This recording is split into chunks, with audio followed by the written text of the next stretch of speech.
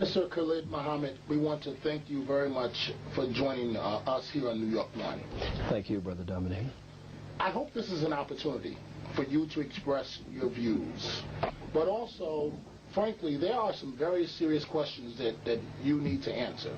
So let me go back to last year's Million Youth March, the first one that was held here. Now, you claim to be a leader in the African American community, but what kind of leader tells thousands attending a rally in self-defense if they touch you, take their guns? In other words, what type of real leader advocates violence when there are thousands of young lives at risk?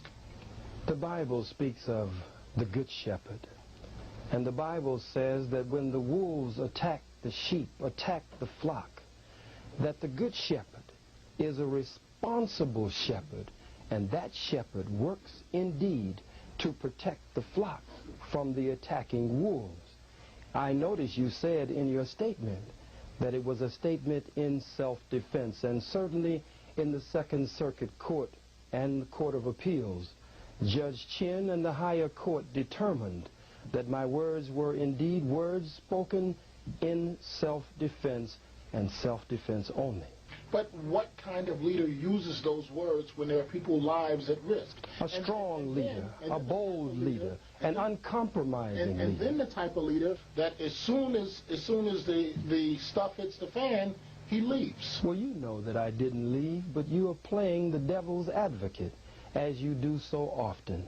You're sitting here in the place of the white man, saying what the white man wants you to say. You've seen in the newspapers, in the Post, in the Daily News, me in the middle of the police and the security holding me back. It was impossible to leave. I've even heard the lie that I left in a white Mercedes-Benz, which was early in the morning at 9 a.m. when I went to Federal Express. The police froze all vehicles behind the stage. No vehicle was allowed to leave that day. And as I faced the Klan and Texas dragged our brother to his death, that is the way I faced them that day. And it is a propaganda scheme to say that I turned heels and ran, and I understand it's up to you to make sure that that gets out. But let me backtrack for 1 second. You've started with, I'm here in the white man's shoes, and I guess you're headed with the Uncle Tom. Do you work for New York One? I do work for Are you being paid for this interview? Do you get a check, sir? Is that the best shot that you have, the Uncle Tom line? I didn't call you Uncle Tom, but you said it better than it could be said. You are here indeed. I believe you are a professional, but I do also believe that as a professional, you have a job, you have a duty. And I don't believe that you are a reporter first in the way that you have presented yourself to the community, a reporter who reports fairly. I believe that before being, shouldn't be a reporter first. You are not a reporter first. You should be black first, with the responsibility. What kind of reporter would sit up and keep telling lies? What kind of reporter would try to confuse his people for a paycheck? Well, can you answer that, sir? Again, I'm here to ask the question. But can you answer that? Again, one other question. Will you answer that, sir? Minister, I'm not here to answer the question. What kind of I'm reporter here would to ask the question. Put out false reports, sir? I don't. You're my brother. I love you, but don't do this, brother. Be a strong reporter. Be a revolutionary reporter. It was Paul Robeson who said the battlefield is everywhere. And so you must battle on the battlefield at New York One. Police made the move last year to shut down the generator. But you had to know. You're a very smart man. The city was not going to let you go 1 minute past 4 o'clock. Can one reasonably conclude that you were looking to spark an incident, possibly to spark a riot? Emphatically no, sir. I was not. And I appreciate the credit that you have given me. But I did indeed believe that there would be flexibility at the end of the rally, because they had promised flexibility. And they had said that there would not be strict adherence to the 4 o'clock. So as you know, and I've heard you say, I had finished speaking. The police attacked an otherwise peaceful rally that had already concluded, as I told our people to go on home in love and unity to their families. So I guess to some degree, sir, I did not believe that they would attack at 4 o'clock or 4:01 in answer to your question. Are you going to honor the 4 p.m. deadline tomorrow? Indeed, I will honor the 4 p.m. deadline on tomorrow. Are you willing to vow that you or your supporters will not call for violence tomorrow under any circumstance? No, sir, I am not.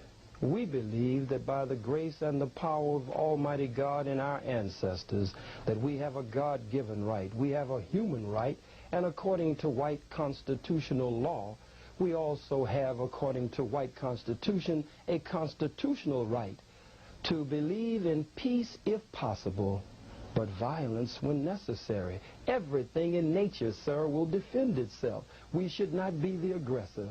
We should not be provocative, but we should defend our men, our women, our children, and our elders, as Judge G.A.N.G said, in self-defense. So you're telling me here now that you're...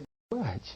I mean, they've given you a list of questions. You're just making sure you go through every one of them. I hope they will give you a bonus, Mr. Carter. What would Dr. King think? You sit here and ask me what Dr. King... How could I possibly know what Dr. King would think? I think, though, that maybe Dr. King would understand that when you have a strong, militant, revolutionary, uncompromising voice out there, that it forces the enemy in a position to say, I'd better deal with Martin Luther King, Jr. I certainly don't want to deal with the Black Power crew that's out there. How do you go? And it's amazing. Is this something that you do with blacks that disagree with you? You have to be a Tom or a boot-licking, buck-dancing person. Well, where does this come from? I mean, you've made this charge several times to me during this interview. You know absolutely nothing about it. I call you boot-licking? No, you haven't. But you said, I hope they give you... Am I disappointing you, Mr. Carter? And since I'm not saying those things, you're just going to give them to me. Is that what's happening? No. They're going to be angry with you when you couldn't get this across. So you're going to give these things to me. I haven't called you that, brother. You just said... Not one time. You said they sent you with a list of questions, and I hope they give you a bonus when you get back to the station. Well, does your wife hope that they'll give you a bonus? You don't know anything about me. Brother, I know that you have a family, and a bonus could help. It's time for break.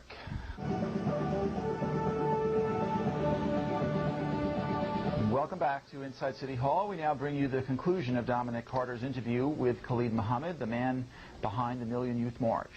Minister, we've talked about many topics. Let's now discuss your 7-point plan. And is it realistic? I mean, one of the things that you're talking about is paying African Americans for slavery. Yes, sir. Now, President of the United States, how many presidents did it take to apologize for slavery? You have to know that that's not realistic. Reparations, that it won't happen. Well, sir, the Japanese were paid reparations. The people who are called Jews were paid reparations. Some of our brothers and sisters of the indigenous people who are called by the white man Indians, some of our brothers and sisters were paid reparations. And we can never say that it is unrealistic. It is a goal. It is a platform. It is a just demand against our oppressors and those who indeed owe us to repair the damage. So because you feel that it is unrealistic is not reason enough that the youth would take it from the 7-point program of action. Can you answer quickly? Please allow me to do that. I thank you. Number one, the program of action for the Million Youth March 1999 is to end police murder and brutality and the harassment of our people. Point number two, self-defense of the black community, to build the people's militia as a self-defense unit as the Constitution of white America allows for. Number three, control of the politics and economics in our communities, build independent political, social, and financial institutions in our community. All realistic goals. Number 4, build independent schools, black liberation schools, community control schools, alternative schools, where we can train and teach our children a proper knowledge of self and education that will lead to one of our sub-themes of the march is saving our youth, securing our future. Black power into the year 2000 is the main one. Number 5, reparations for the descendants of African people enslaved in the United States of America, we have just touched. Number 6, free all political prisoners and prisoners of war. And number 7, self-determination for the black nation. 40 million Africans inside the United States are an oppressed and colonized nation, and our struggle, the youth say, and we back them up 100%, and it is our struggle also, is for national liberation. What type of leader identifies an elected official, a council member, yes, sir, and then has his followers, or his followers then follows that individual for several blocks, and the elected official, Bill Perkins, Councilman Perkins, feels threatened? They gave you the right questions. We never did that. That is why District Attorney Morgenthau could not indict me.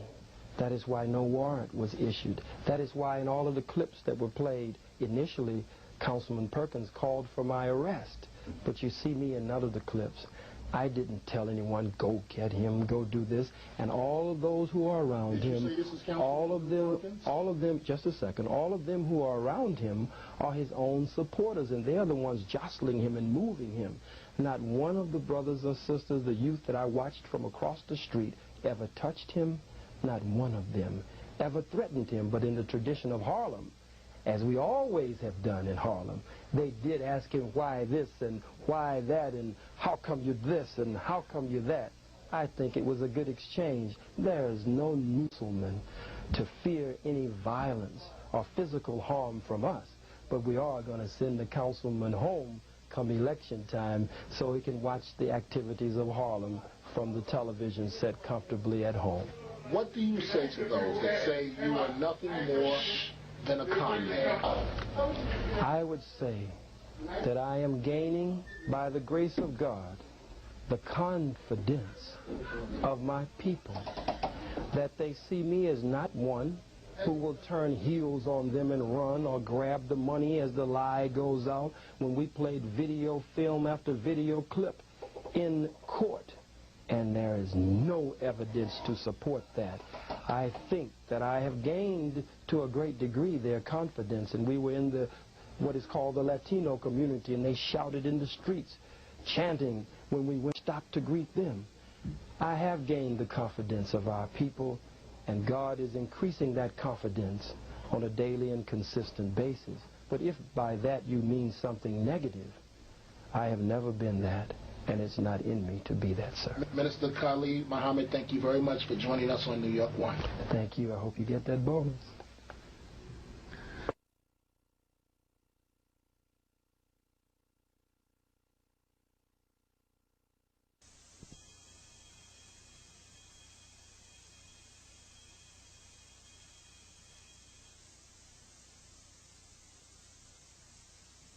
Some of this you already know, but I understand you have to do it like that.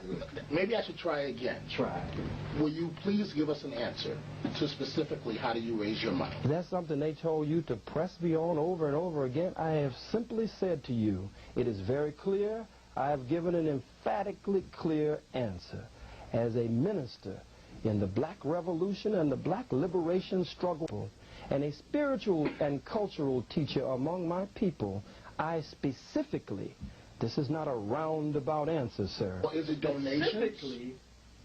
If someone gives you a suit, sir, that's a gift. It's a donation. If they give you clothes, even the house I live in was paid for by someone else, as God is my witness. Was it paid for by the Nation of Islam? No, sir, it was not. But the Nation of Islam has indeed been my foundation, and what I have learned from the Most Honorable Elijah Muhammad's teachings and the Honorable Minister Louis Farrakhan is what gives me my base today and gives me my grace today by God's permission.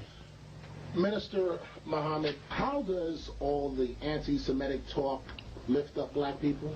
I don't understand, sir, what you mean by anti-Semitic you know talk. Exactly I don't what know I mean. what you mean. When I say anti-Semitic talk, and I don't want to repeat the comments that you've made in some of Then you don't want to ask me the question. About the cracker comments, the comments constantly about Jews keeping blacks down. Let's look at that, sir, if you will. When I say, Brother Dominic, the cracker is a term of white origin. It is not a black term.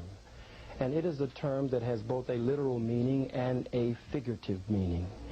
It means the cracker who cracks the whip or the whips with the old cat o' nine tails from chattel slavery. But it also indeed means one who cracks a whip today.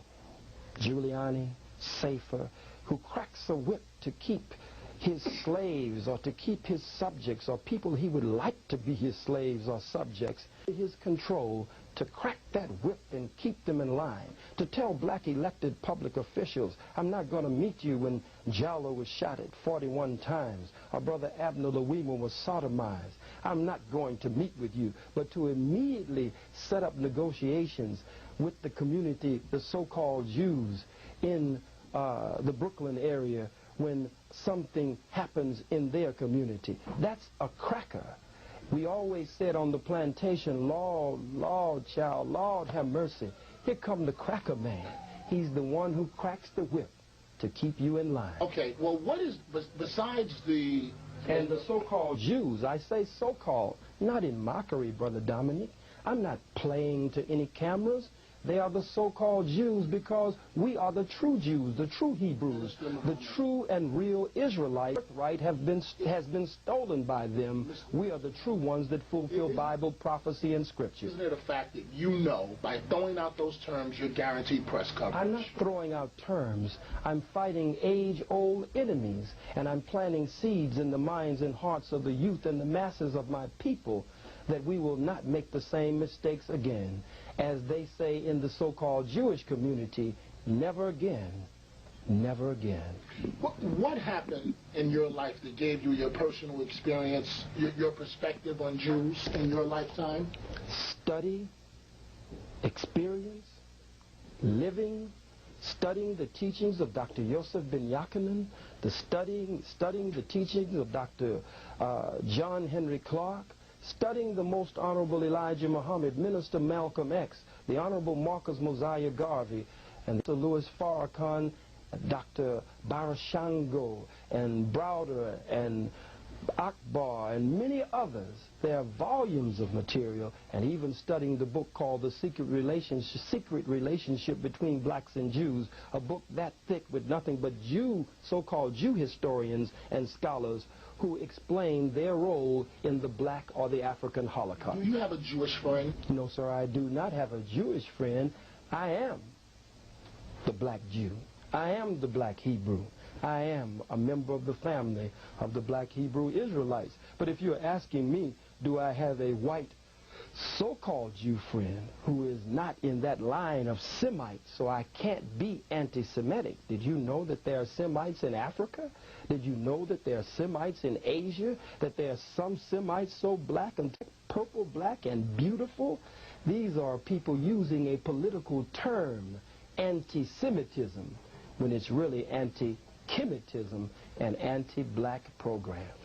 Let me ask you this, and maybe you'll answer it and not attack me, but let me try. I haven't attacked you, brother. The Uncle Tom. I didn't call you an Uncle Tom. You haven't used it yet. But well, why accuse me of something I haven't done? Okay. You're just like they are in that instance, but you're not like that in other ways. Well, here's the question. Besides the fact that you're an African American, what is the difference between you and David Duke? The difference? Oh, that's a good question. No one has enslaved David Duke's people for over 400 years. David Duke's people, the white people in slavery, under us, chattel slavery. David Duke's people, the white people, have not been robbed of their names, their language, their religion, their culture, their God, their folkways, their mores, their norms, and indeed robbed of the very power of their own being. So David Duke's people are in power. My people have experienced an African Holocaust, genocide, and we're being set upon and seized upon on a daily and consistent basis. One of the 7 points is reparations, 7 points of action to go after reparations for black people, fighting police brutality and harassment and the murder of our people. David Duke's people don't experience that. There is no comparison. But critics will say he spreads hate, and so do you.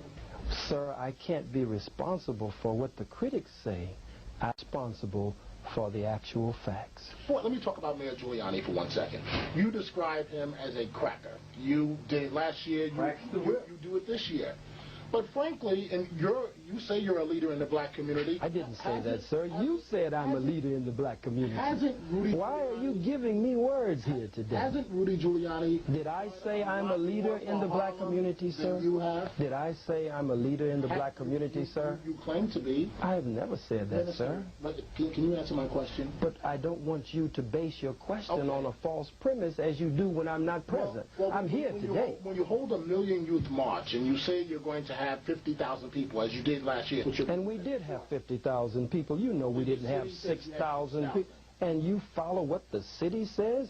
You parrot what Giuliani and Safer say? I don't parrot what anyone says. Well, where did you get the 6,000? I make my own observation. But you just told me the city said it. Now you say you got it from your own observation. Now, which one is actually true, Mr. Dominic Carter? What's actually true is I make my own observations from looking from up and down. And you saw only 6,000 people, sir? I didn't say what I saw. How many did you see, sir? But see, this is very interesting because you... Brother, we love you. Don't do that. Let's hurry and get to your question. My question is, you criticize Mr. Giuliani, but isn't the fact of the matter, Mr. Giuliani has done much more for Harlem than you ever have? I would have to say that that's not only incorrect from my perspective, but there are many, many, many black people. You perhaps from your seat and however big or little your check is may not be able to say it, but there are many black people who would have to disagree with you, sir. Well, from building up 125th Street. He tore down 125th Street. He's brought in white merchants, white commercial interests who are biting up Harlem. Isn't the Excuse me, sir. To have jobs but if you are like Giuliani and your political platform is based on from welfare to work, and looks like it's from welfare to farewell to black people, then you would work hard to make sure that black people can set up their own businesses, since you are supposed to be, according to this white politics, the mayor of all of the people. Don't bring in outsiders, as the Negro politicians are saying in Harlem, the outsiders, talking about us. When I live in Harlem, Attorney Wareham lives in Harlem, scores of our organizers live in Harlem. These are outsiders coming in. He wouldn't have moved the vendors from 125th Street. This was the African marketplace of the world. People from all over Africa and Europe and the Caribbean looked forward in the Caribbean to coming to 125th Street. Make a way, if you're serious, that black people can set up department stores, shoe stores. Black people can set up their own businesses and build up the community where they are. That's the platform we stand on with the Million Youth March program of action, but it is not Mr. Giuliani's platform. My question was, hasn't he done a whole lot more for Harlem than you have? And I've already answered you. Somehow you keep missing me. What have you done for Harlem? At this very moment that we sit here, I'm bringing black power, black nationalism, Pan-Africanism, black liberation theology, the stage and creating the atmosphere for gaining a greater knowledge of ourselves and history and our heritage, so that we, based on the program of Garvey and Elijah and Malcolm and Farrakhan and Carlos Cook and others, that we can begin to do something for ourselves instead of always waiting and depending on a handout from the slave master. So, based on what you just said, if you have only 1,000 people, maybe 2,000 out there tomorrow, will your event be a failure? It will not be a failure because millions have heard our message. You've made sure of that, Mr. Carter. What is your opinion of Dr. Martin Luther King? I believe that Dr. Martin Luther King, Jr. was a good man. I believe that his heart was good. I believe that he loved our people with all of his being, and he wanted to breathe free. I believe that he tactically made one mistake, and that was that he attempted to judge the white man by his own good heart. And what does that say about Dr. King? That says that Dr. King was one of the greatest that ever came among us. But like all of us, he was not perfect. What would Dr. King think of what you're doing? What would, if he were alive today, what the hateful words that you have used to describe people, what would he think? As we say in the black community, you